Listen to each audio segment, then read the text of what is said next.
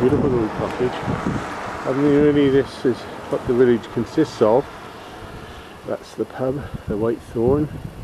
Just been in there, had a nice little glass of wine, or sorry, a glass of beer, and they've agreed to put up one of the posters about the book. And this is Shaw Prior Primary School. It's only a tiny little school. When I was here, there was just 2 classrooms, and the roll consisted of between 30 and 40 children. Now, it's not much bigger than that, although they do have more classrooms. I remember playing on this playground and playing rounders. There wasn't that house there, there was just an open field. And I used to take great delight in knocking the ball, hit right over that fence into the field next door. Well, here we are at Shaw Bridge.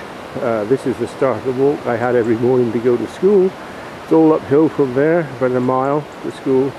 It never did us any harm, but I tell you what, getting up in the mornings is not easy when you're a little boy. There we pan over, and there it is. That's Shaw Bridge from the road. Right, here we are on the junction of the 2 rivers. This is the River Meavy. It's in full flood because it's winter and it's been raining so much. And this is the River Plym. Now when I was a boy, this river used to run white. It was caused by the clay that washed down from Cadover because we had a clay works here. And just up there, through the trees, I don't know whether you're able to see it, I'll try and get a better shot later on, is the Jewish stone rock where we used to climb. And I used to play all around across the river. There was a swing across the river, not far up there, rope swing, and as it says in the book, you used to swing across the river, do acrobatics on it, and the townies from Plymouth used to come and used to watch us and then try and emulate us. And what we used to do was sort of hang upside down as we swung across the river. Then they used to try that. And of course, after we'd all gone home, we'd walk into the river and pick up all the coins that dropped out of their pockets. From this bridge we used to play poo sticks. We used to drop our sticks over the bridge on this side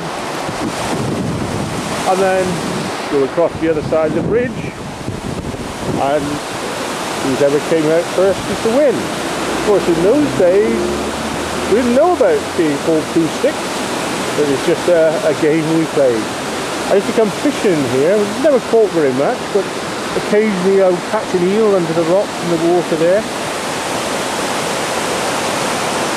Beautiful area. This is why it's visited quite often, because it's such a beautiful spot.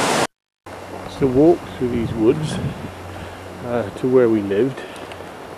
I'm just about to show you now where that was. This was a place called the Colony, and it was a group of about 30 shacks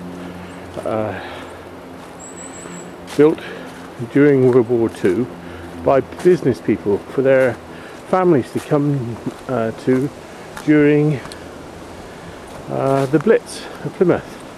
You may or may not know that it was very badly bombed during the war, and so there was these houses, huts I should say, and this is the field. Now where you see that car parked over there, that is where our hut used to be, a 2-bedroom hut. There is one left, the next door one, which is just through those trees, which I'm going to go to in a moment.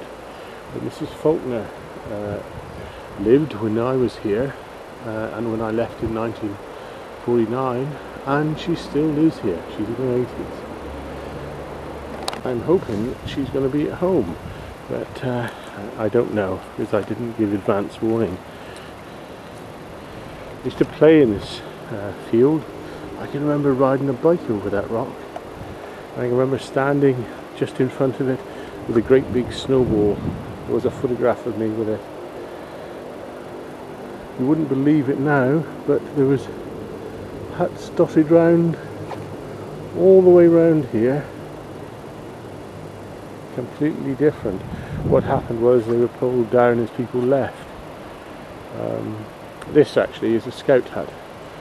The scouts come here camping quite frequently.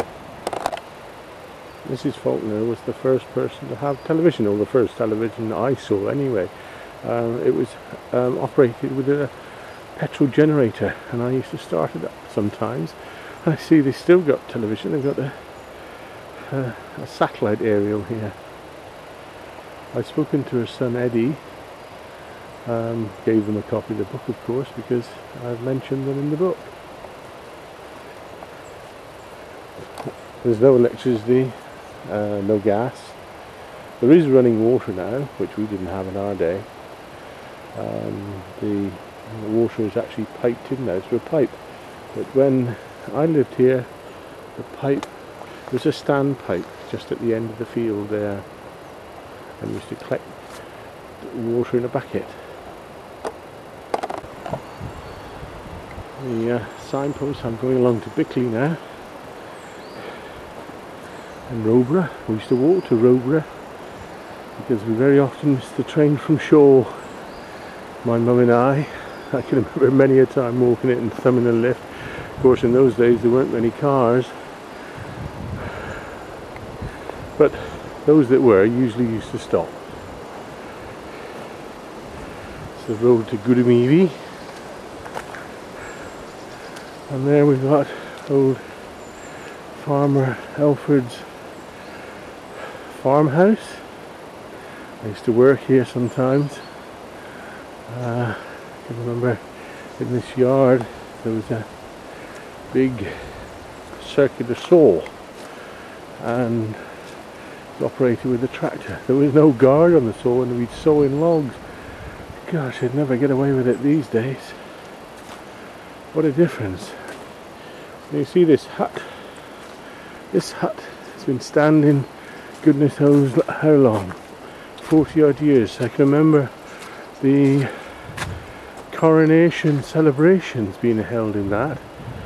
It was slightly different in that it wasn't covered in at the front, but there was trestle tables outside, and we had this celebration, this tea there. Gosh, and now we can see the Dewar Stone. The times I've walked up there. Incredible. There's the easy way and there's a hard way, but we did it all ways when we were kids. This is Shawbridge railway station. In my day there was a hut standing there, and had crenellated edges to the roof, and inside we could sit, just a little waiting room basically. And there was a tiny little office at the end, and it had a little arched hatch where the guard or station master, wouldn't call him a station master really because there's hardly any station master. Trains only ever came through 2 or 3 times a day anyway. But that's where he dispensed the tickets. And so the track, as it is now, they've converted it into a bicycle track. So and walking track. So it's actually quite good now. People can see the countryside. There was a video made of the very last trip the train made on this line. If memory serves me right, that would have been in 1962, something like that. I mentioned it in the book anyway.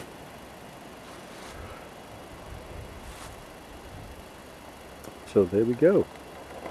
At Shaw, not a lot to it I'm afraid, but there's some memories there.